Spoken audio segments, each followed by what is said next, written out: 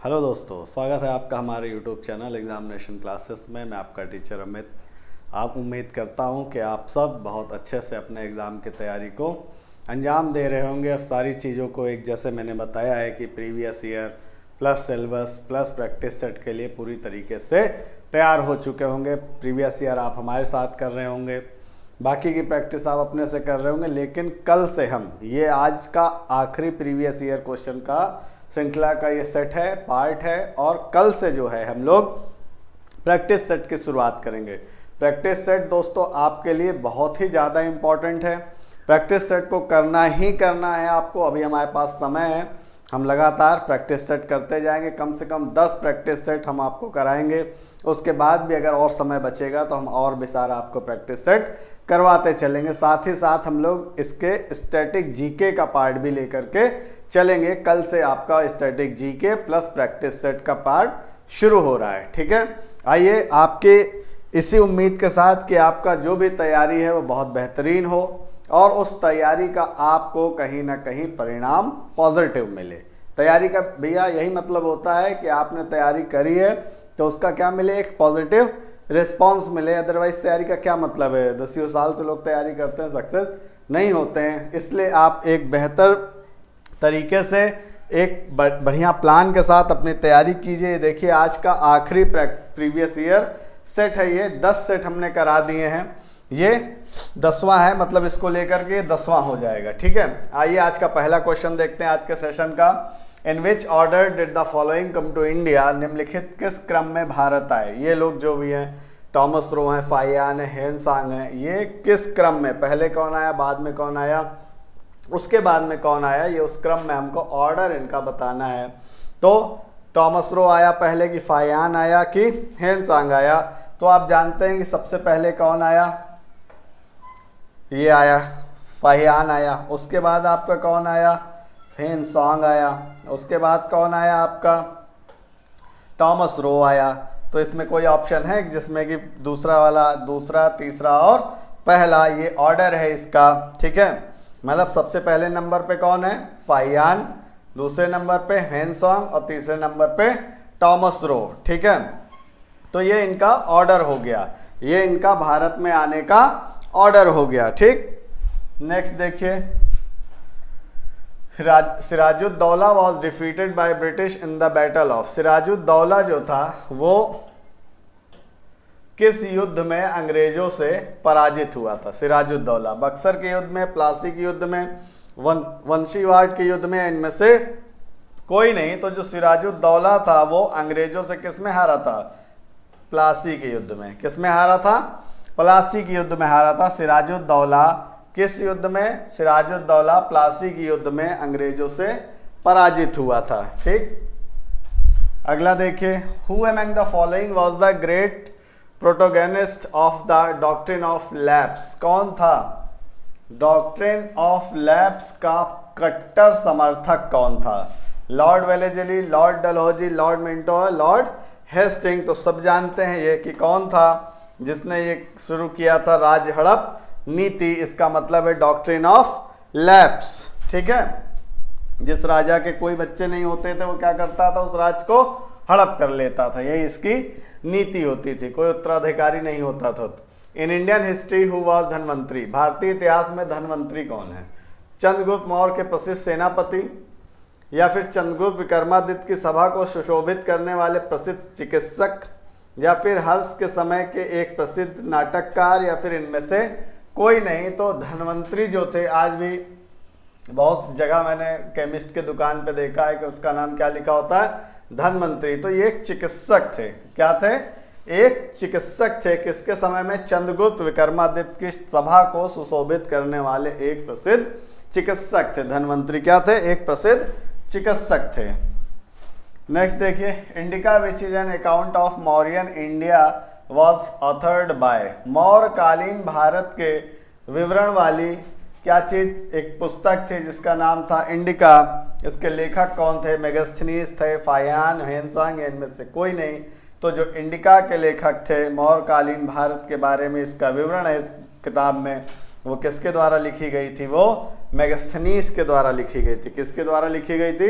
मेगास्थनीज के द्वारा लिखी गई थी। Next one, the Simon commission first visited India in the year. जो साइमन कमीशन था वो भारत में किस वर्ष पहली बार आया?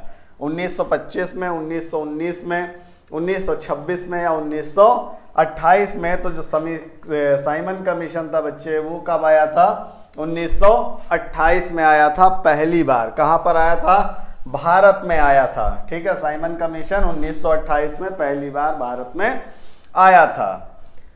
फिर है, in which session the Indian National Congress passed the historic Purna Swaraj complete independence resolution. भारतीय राष्ट्रीय कांग्रेस द्वारा किस अधिवेशन में ऐतिहासिक पूर्ण स्वराज यानी पूर्ण स्वतंत्रता का प्रस्ताव पारित किया गया? बॉम्बे अधिवेशन में, लाहौर अधिवेशन में, कराची अधिवेशन में या लखनऊ अधिवेशन में? तो ये था आपके लाहौर अधिवेशन में, जो था आपका क्या था? पूर्ण स्वराज की मांग उठी थी या पूर्ण स्वराज का प्रस्ताव पारित किया गया था। ठीक है, पूर्ण स्वराज मतलब कंप्लीट इंडिपेंडेंस।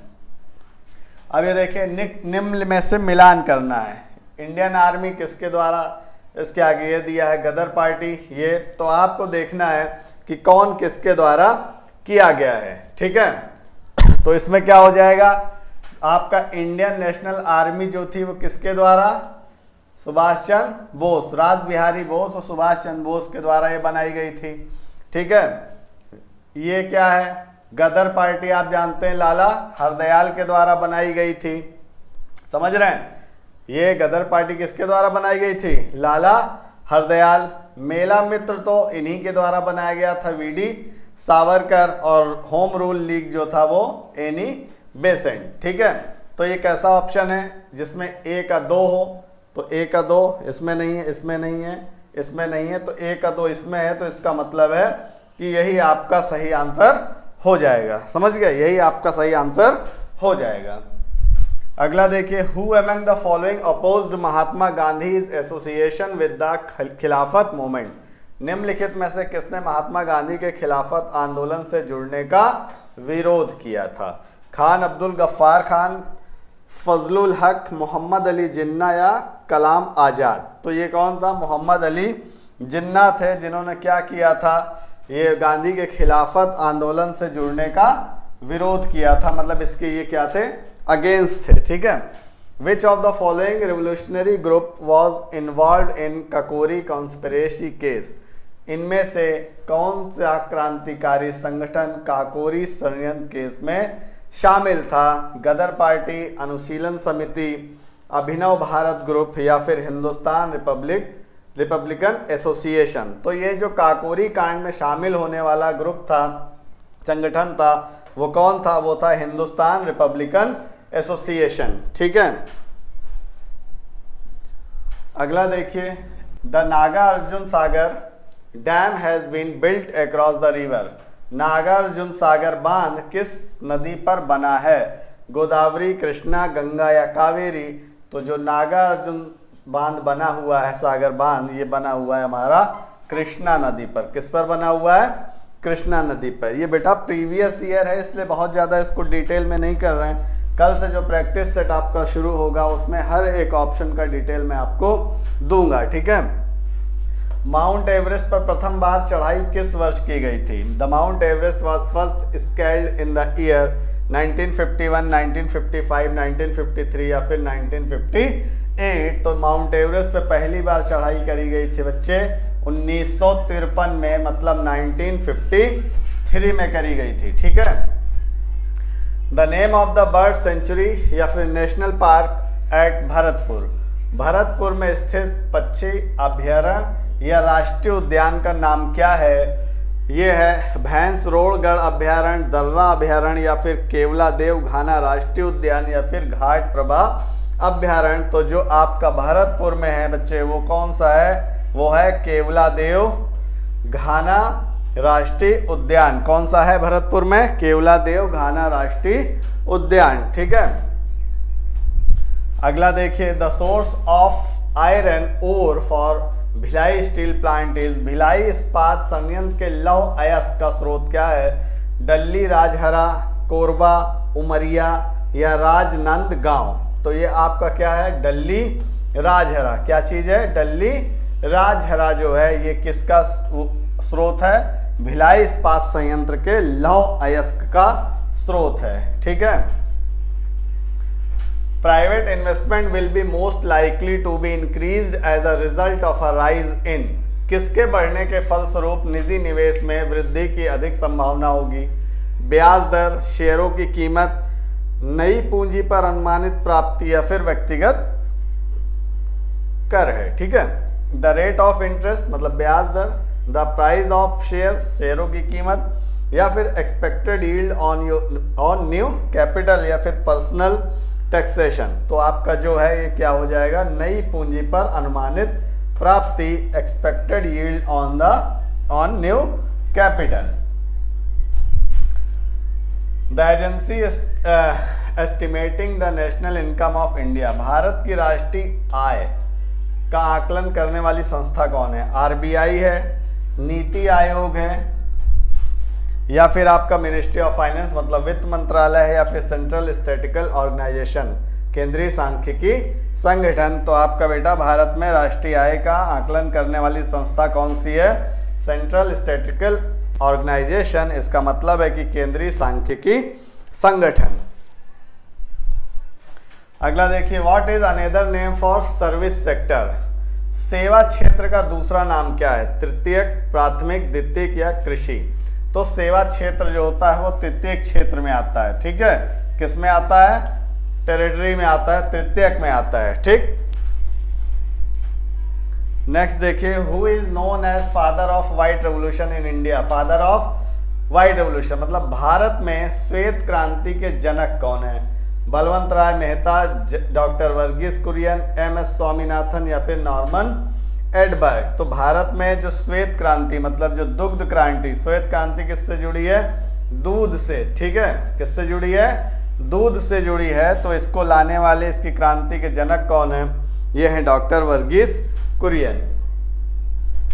अगला देखिए, who was the prime minister during economic reforms 1991 in India, Bharat में आर्थिक सुधार 1991 के दौरान प्रधानमंत्री कौन थे, पीवी नरसिम्हा राव थे, अटल बिहारी वाजपेयी या फिर डॉक्टर मनमोहन सिंह या फिर कोई नहीं। तो जिस वक्त इस रिफॉर्म चल रहा था, इकोनॉमिक रिफॉर्म चल रहा था इंडिया में 1991 में, उस वक्त भारत के जो प्रधानमंत्री थे वो कौन थे, श्री पीवी नरसिम्हा राव जी थे। भारत के संविधान में इनमें से क्या राज्य सूची में सम्मिलित नहीं है, राज्य सूची में सम्मिलित नहीं है, पुलिस, कानून और व्यवस्था, जेल या फिर दंड प्रक्रिया संहिता मतलब क्रिमिनल प्रोसीजर कोड। तो ये आपका ये नहीं शामिल है, आपकी राज्य सूची में ये सम्मिलित नहीं है। ठीक। अगला देखिए, which one of the following is not a silent feature of the constitution of India, निम्नलिखित में से भारतीय संविधान की मुख्य विशेषता नहीं है। क्या पूछा है, नहीं है। अर्धसंघीय संरचना, प्रतिबद्ध न्यायतंत्र, शक्तियों का वितरण या फिर लिखित संविधान और संविधान की सर्वोच्चता। तो आपका ये क्या है, कमिटेड जुडिशरी नहीं है। भारत की संविधान की जो मुख्य विशेषता है उनमें से ये नहीं है। ठीक है। क्या है, प्रतिबद्ध न्यायतंत्र। अगला देखो, what ensure economic justice to Indian citizens, निम्न में से क्या भारतीय नागरिकों को आर्थिक न्याय प्रदान करता है, मौलिक अधिकार, मौलिक कर्तव्य, राजनीति के निर्देशक सिद्धांत या फिर इनमें से कोई नहीं। तो होता है डायरेक्टिव प्रिंसिपल, DPSP मतलब राजनीति के निर्देशक सिद्धांत, directive principle of state policy. Which article of the Indian Constitution direct the state government to organize village panchayat, कौन सा संविधान का अनुच्छेद है जो राज्य सरकारों को ग्राम पंचायतों का आयोजन के लिए निर्देशित करता है, अनुच्छेद 38, अनुच्छेद 40, 44 या फिर 46। तो आर्टिकल 40 मतलब अनुच्छेद 40 जो है ये क्या करता है, ग्राम पंचायतों के आयोजन के लिए राज्य सरकारों को निर्देशित करता है।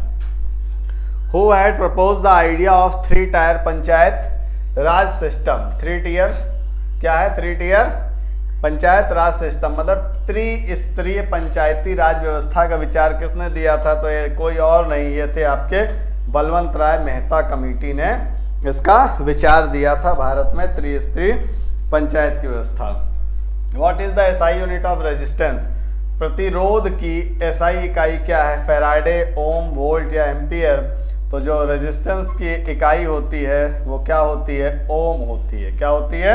ओम होती है। मतलब प्रतिरोध की एसआई इकाई क्या है? वो ओम है। ठीक, अगला देखिए, sour taste of lemon is due to the presence of which of the following? नींबू का खट्टा स्वाद इनमें से किसकी उपस्थिति के कारण होता है? साइट्रिक अम्ल, एसिटिक अम्ल, ऑक्सैलिक अम्ल या फिर फार्मिक अम्ल? तो ये क्या होता है? साइट्रिक अम्ल होता है, जिसकी वजह से जो कहते हैं ना साइट्रिक एसिड या सिट्रिक एसिड, ठीक, इसी की वजह से नींबू क्या होता है? खट्टा होता है। Next one, carcinogenic chemicals cause, मतलब कर्कटजनक क्या होते हैं रसायन? हृदय रोग, मतलब इससे क्या हो जाता है? हृदय रोग हो जाता है, मधुमेह हो जाता है, कैंसर हो जाता है या फिर अस्थमा हो जाता है। तो कर्कटजनक रोग से, इससे रसायन से क्या हो जाता है? कैंसर हो जाता है। कर्कटजनक रोग, इससे रसायन से क्या होता है? कैंसर रोग हो जाता है। ठीक है। Name the upper layer of skin, त्वचा की ऊपरी सतह का नाम क्या है या वो क्या कहलाती है? एंडोडर्मिस, एपिडर्मिस, डर्मिस या विशिष्ट चर्म, स्पेशियल डर्मिस। तो इसको कहते हैं हम एपिडर्मिस। क्या कहते हैं? त्वचा की ऊपरी सतह को क्या कहते हैं? एपिडर्मिस कहते हैं। ठीक है। अधिचर्म, क्या कहते हैं? अधिचर्म। निम्न देखे, इसमें से तीक्ष्ण, मतलब तीक्ष्ण, बहुत तेज, तो इसका विलोम क्या होगा? हमें क्या बताना है? विलोम। तीव्र होगा, तृष्णा होगा, त्यागी होगा या कुंठित होगा। अगर एक चीज तीक्ष्ण है तो दूसरा चीज कैसा होगा? कुंठित होगा। मतलब इसका विलोम क्या है? ये बहुत तेज है और ये बिल्कुल कुंठित है, चल ही नहीं रहा है, मंद बुद्धि है। गज बदन का पर्यायवाची क्या है? गर्जन, मेघनाद, गणपति या विष्णु। तो गज बदन क्या है? गणेश जी का वो है ना, गणपति। ठीक है, ये किसका पर्यायवाची है? गणपति का पर्यायवाची है। अगला देखिए, कांटों से भरा हुआ वाक्य के लिए नीचे गए विकल्प में एक शब्द चुनिए। कंटक, विकीर्ण, कुचैला, कंटकाकीर्ण। कांटों से भरा हुआ, ठीक है, कांटों से भरा हुआ, तो कांटों से भरा हो गया है तो ये क्या हो गया? कंटकाकीर्ण है, मतलब कांटे एकदम भरे हुए हैं, ढेर सारे कांटे हैं। ठीक है। अगला देखो, दूध का दूध और पानी का पानी मुहावरे का अर्थ क्या है? इसमें दुग्ध इंस्पेक्टर होना, मिलजुल कर रहना, पक्षपातपूर्ण निर्णय करना, फिर उचित निर्णय करना। दूध का दूध और पानी का पानी करने का मतलब क्या होता है? उचित निर्णय करना। समझ गए? अगला देखिए, शुद्ध वर्तनी का चयन कीजिए। बहिष्कार, बाहिष्कार या बहिष्कार या फिर बहिष्कार। तो इसमें देखिए सही वर्तनी जो है, वर्तनी को आप कैसे सीख पाएंगे? वर्तनी को ज्यादा से ज्यादा प्रैक्टिस करिए, तब आप क्या है? सीख पाएंगे वर्तनी को। ठीक है। Give synonyms. सिनोनिम्स मतलब पर्यायवाची आपको बताना है। किस वर्ड का? प्राइड। ठीक है, प्राइड का सिनोनिम्स बताना है। तो सबसे पहले आपको प्राइड का मतलब मालूम होना चाहिए। प्राइड का मतलब क्या होता है? गर्व। प्राइड का मतलब क्या होता है? गर्व। लेकिन इनमें से कौन सा है? ह्यूमर मतलब एक तरीके का मिजाज होता है। ठीक है, क्या होता है? मिजाज होता है। हेट का मतलब नफरत या घृणा। हेट का मतलब नफरत या घृणा। और कावर्डिस का मतलब होता है कायरता। तो इसमें तो कोई मिल नहीं रहा है ना, तो बचा क्या? डिग्निटी। डिग्निटी, समझ गए? डिग्निटी का मतलब सम्मान या फिर जिसके एक तरीके का क्या होता है? कोई वर्चस्व होता है ना, उसकी एक इमेज होती है। तो प्राइड का सही फॉर्म क्या हो जाएगा? सिनोनिम्स डिग्निटी हो जाएगा। ठीक है। नेक्स्ट वन, गिव एंटोनिम्स मतलब विलोम। एंटोनिम्स मतलब विलोम आपको बताना है। ठीक, किसका बताना है? कीन का। कीन का मतलब क्या होता है? तीव्र। क्या होता है? तीव्र होता है। तो आपका तीव्र का ये तो हम्बल हो गया। हम्बल का मतलब क्या होता है? बहुत जेंटल टाइप का कोई। अलर्ट का मतलब सतर्क रहना। ईगर का मतलब किसी चीज के लिए बहुत ज्यादा क्या होना होता है ना, किसी चीज के लिए हमारी बहुत तीव्र इच्छा होती है, ईगर किसी चीज के लिए। लेकिन ये भी तेज में चला गया तो ये तो होगा ही नहीं। आपका बचा क्या ऑप्शन? डल।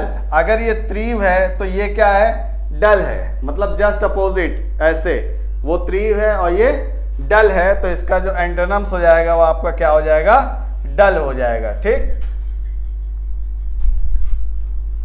अगला देखिए, select the related word from the given alternatives. दिए गए विकल्पों में संबंधित शब्द का चयन कीजिए। ये डॉग है, इससे क्या हो जाता है, रेबीज। और ये मैस्किटो है, मैस्किटो से क्या हो जाएगा आपको, प्लेग होगा, मृत्यु होगी, या मलेरिया होगा, या डसना होगा। तो सिंपल सी बात है, क्या होगा, कुत्ते से अगर रेबीज होता है तो मच्छर से क्या होगा आपको, मलेरिया हो जाएगा। क्या हो जाएगा, मलेरिया हो जाएगा। ठीक है, अगला देखिए, choose the word which least like the other words in the group. उस शब्द का चयन कीजिए जो समूह के बाकी शब्दों से मेल नहीं खाता है। नन मतलब धर्म संगनी, शूरवीर, मुनि या पादरी।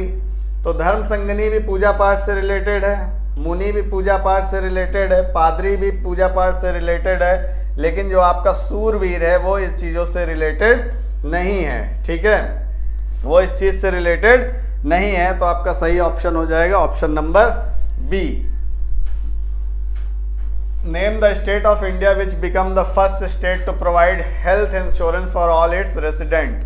भारत के उस प्रथम राज्य का नाम क्या है जिसने अपने सभी निवासियों को स्वास्थ्य बीमा प्रदान किया है। गुजरात, तेलंगाना, राजस्थान या कर्नाटक। तो कर्नाटक भारत का ऐसा स्टेट, राजस्थान भारत का ऐसा स्टेट है जिसने क्या किया है, सभी जितने भी लोग वहाँ पर रहते हैं सभी निवासियों के लिए स्वास्थ्य बीमा प्रदान किया है। समझ गए। नेक्स्ट देखिए, which payment system has been banned by RBI from issuing new card from 22 July 2021। RBI ने 22 जुलाई 2021 से किस भुगतान तंत्र को नए कार्ड जारी करने पर प्रतिबंध लगा दिया है। मास्टर कार्ड, वीजा, रुपए, इनमें से कोई नहीं। तो आरबीआई ने मास्टर कार्ड पर नए कार्ड जारी करने पे क्या कर दिया है, रोक लगा दी है। अगला देखिए, what is the interest rate of Sukanya Samriddhi account for second quarter July to September of 2021 to 22। 2021-22 के दूसरे क्वार्टर जुलाई से सितंबर के लिए सुकन्या समृद्धि खाते की ब्याज दर क्या है, ये करंट का सवाल है। तो ये उस वक्त क्या थी, 7.6 थे। करंट के सवाल से देख लीजिए कि हाँ किस टाइप के हैं। The Indian army has name one of its firing range in Kashmir after Bollywood actress. क्या किया है, भारतीय सेना ने कश्मीर में अपनी एक फायरिंग रेंज का नाम बॉलीवुड अभिनेत्री के नाम पे रखा। ये कौन है, ऐश्वर्या राय बच्चन, प्रियंका चोपड़ा, दीपिका पादुकोण या फिर विद्या बालन। तो ये है आपकी विद्या बालन। किसके नाम पे रखा है, विद्या बालन के नाम पे रखा है। नेक्स्ट देखिए, which countries passport has topped in the most powerful passport in the world for year 2021। ये भी करंट का सवाल है कि 2021 में किस देश का पासपोर्ट विश्व में सबसे शक्तिशाली पासपोर्ट की श्रेणी में सबसे ऊपर है। तो ये हमेशा किसका रहता है, जापान का रहता है। ठीक है, किसका था उस वक्त भी और अब भी जापान का ही है।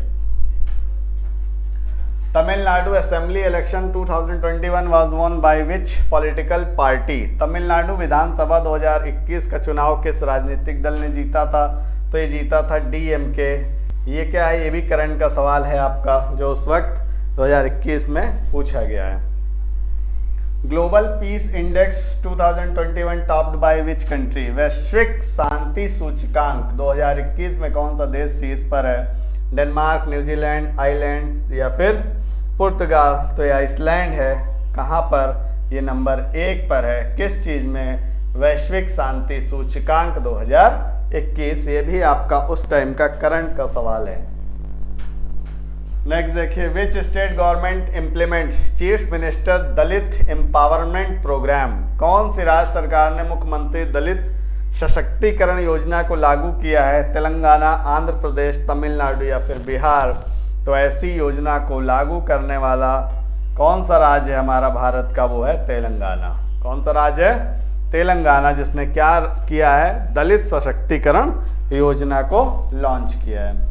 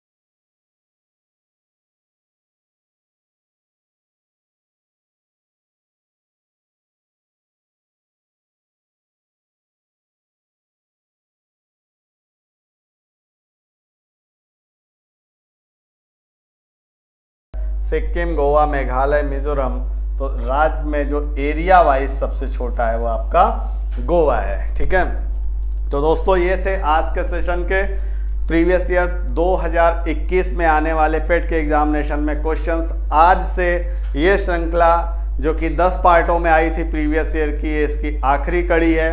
कल से हम लोग स्टैटिक जीके और प्रैक्टिस सेट को लेकर के आपके लिए आएंगे, जो कि आपके आने वाले एग्जाम के लिए बहुत ही ज़्यादा महत्वपूर्ण है। ठीक है, अपनी तैयारी को आप अपने अंदाज में करते रहिए, बाकी हमारे साथ साथ तैयारी करते रहिए। हमारी टीम को अपना सपोर्ट कीजिए, अप्रिशिएट कीजिए, हमारी मेहनत को अपना सपोर्ट कीजिए, ज़्यादा से ज़्यादा सब्सक्राइब कीजिए, लाइक कीजिए, शेयर कीजिए। आपका दिन शुभ हो। Thank you.